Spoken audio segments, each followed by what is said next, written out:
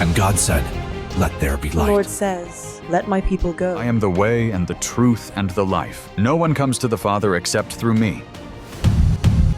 This is the Talkin Bible Podcast. Hello, folks. Welcome back to another week of episodes of the Talkin Bible Podcast with me, Rohan Bell, and also with Phil Wearden for the first time this year. Hello, Phil. Hello, Rohan. How are you? I'm good. It's good to have you. We've just been messing around for about 20 minutes trying to get these cameras for those that are watching on YouTube right. It seems like one day I'll be able to figure out how to get them all right. You adjust one and then something else plays up. But Or you become so famous that you can employ somebody to do it. yeah, that's what I'm talking about. Let's go with that. So this week we are heading into Easter. We're doing two lots of episodes, recording late in the afternoon, early evening. Hopefully we can get 2 weeks worth of episodes done. But it's 2 weeks leading into Easter, isn't it? It is. Yeah. So we've got a variety of different Easter stories, kind of all out of order, and but all around the whole death, and many of them around death and crucifixion of Jesus, except for the odd one like this one. Yes. Today, the parable of the Good Samaritan. A very well-known story. It only occurs in Luke, doesn't it? It does. It does. So, kick us off. Where did you want to go with this one? What have you got on your plate? In your book?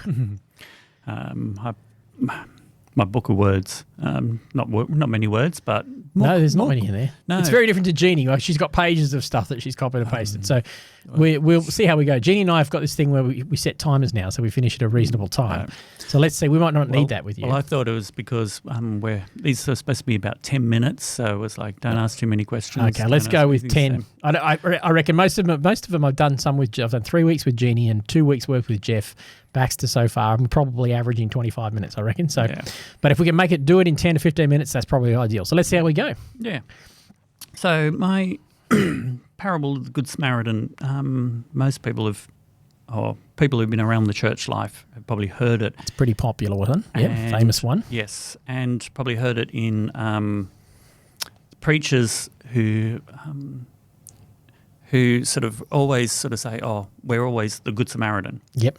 Yeah, it sort of crosses over into normal vernacular, doesn't it? Yeah, that we all want to be the Good Samaritan. And I heard recently of a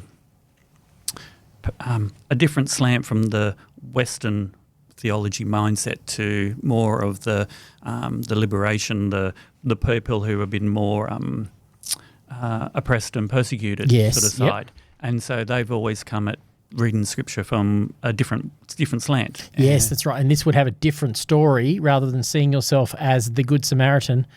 How do you see yourself as the victim? The victim. Okay, yeah. Tell me more. That's interesting. Also the victim, as well as like who was with the victim is like who's gonna help me?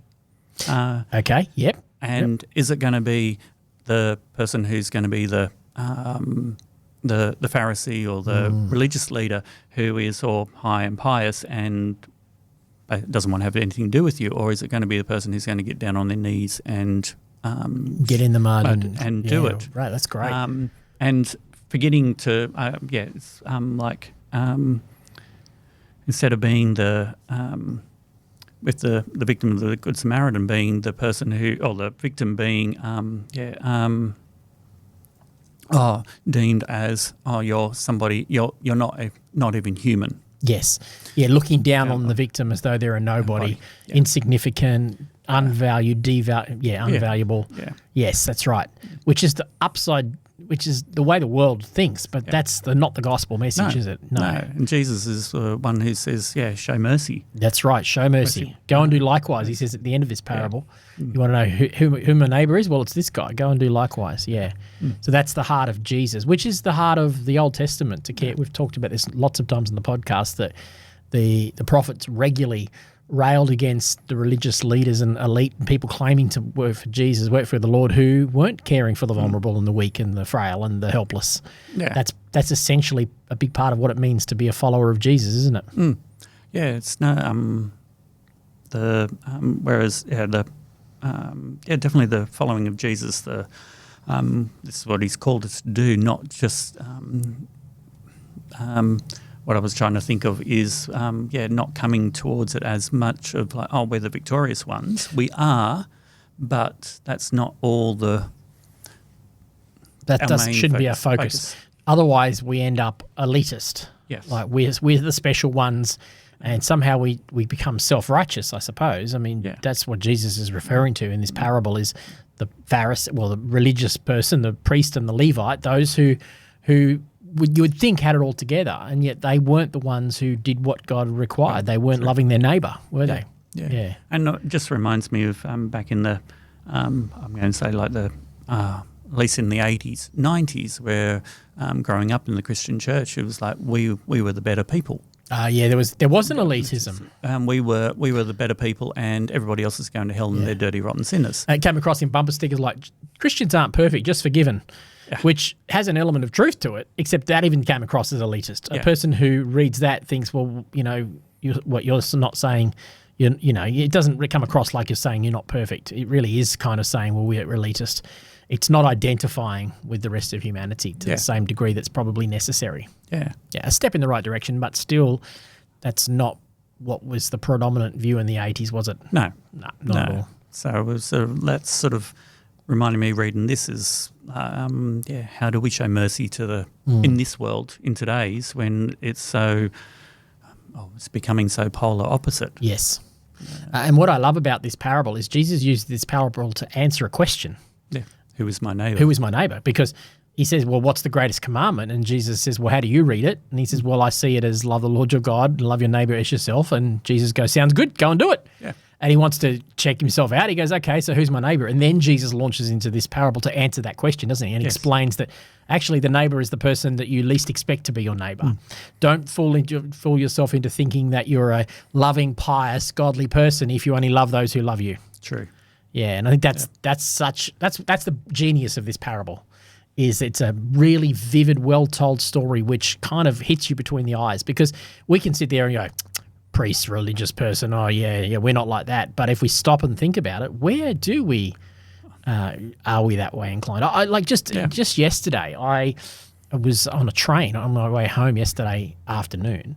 And, when I get on the train here at the Rural, it's usually, I jump on 20 minutes and I'm back at Unanderra near my house. And I don't catch it all the time, but I catch it sometimes. And there's usually plenty of vacant seats. But yesterday I grabbed a seat, sort of one of the back-to-back seats. I was facing somebody else.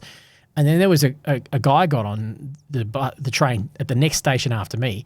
And he had obviously been drinking too much. And I could smell the alcohol on him. And he came and he plonked himself, the big guy, and he came and plonked himself down directly opposite me, literally directly opposite. I felt like my feet were obstructed and everything. And my first impression was, look, there's people everywhere on this train. He could have found somewhere else to go. And I was arrested by that. And I thought, not even thinking about the fact I was going to be recording this today and going, Rohan, what are you thinking? Yeah. That's so self-focused. That's like walking across the other side of the road. Yeah.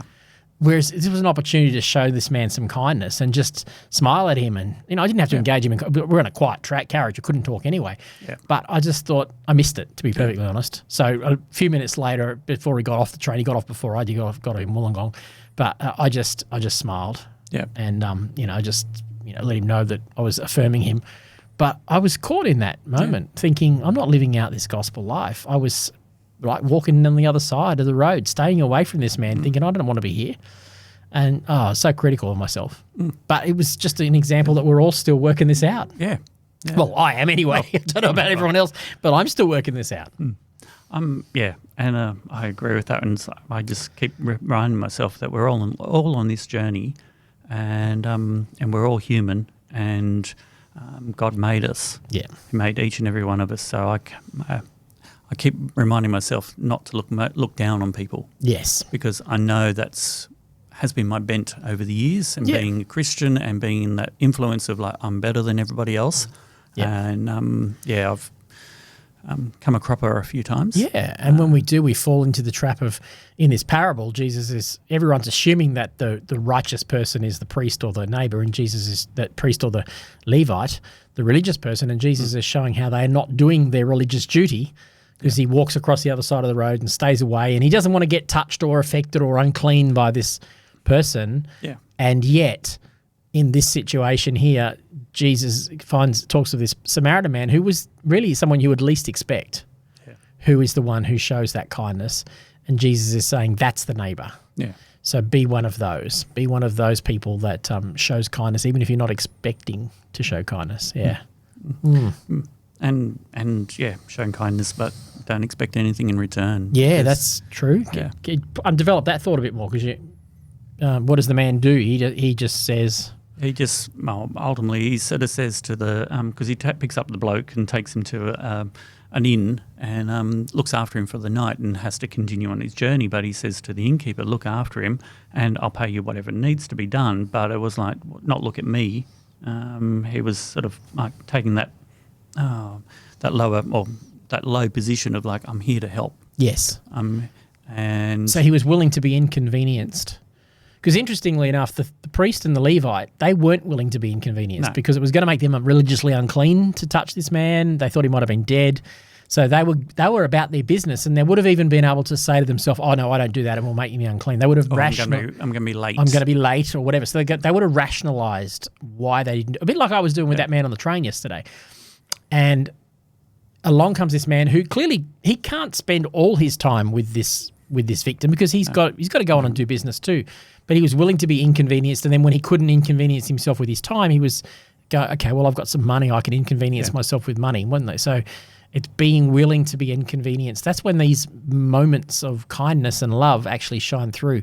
Rarely have I found that it's convenient to be a loving neighbour. Yeah.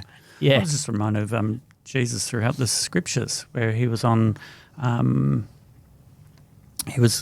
scripture where he was going to go and I think it was Jairus' daughter to heal, and he got interrupted by the woman with the issue of blood. Yep. She interrupted him, and he stopped and spoke to her.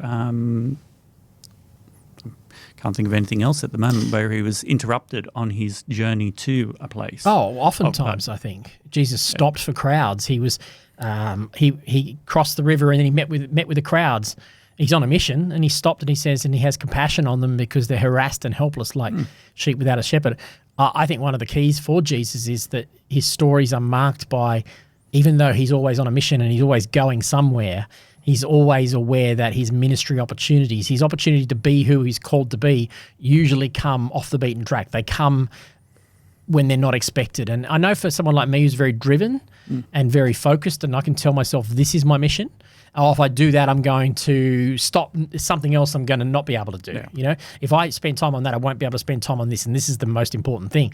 I can reason that away, and yet I need to balance that against the human need and the fact that there's never going to be enough of me to go around, but faced with what can I do about the need that's right in front of me right now? That's the one I can address, not the one that's down the track, the one right now. What can I do to be the hands and feet of Jesus in that situation? I think that's it's a valuable, reflective challenge, and it's the sort of thing for me, we have to do it like every week. I have to go, Lord, this week, make me like the Good Samaritan and help me to not be the man who walks across the other side of the road and stays away from them. When I see the person in need, Lord, let me be Good Samaritan this week. Because if I just pledge to do that for the rest of my life, I know myself, I won't be able to do it. But if I say, hey, I'm going to do that for this week or this day, I'm expectant, I think I could live that way. Yeah.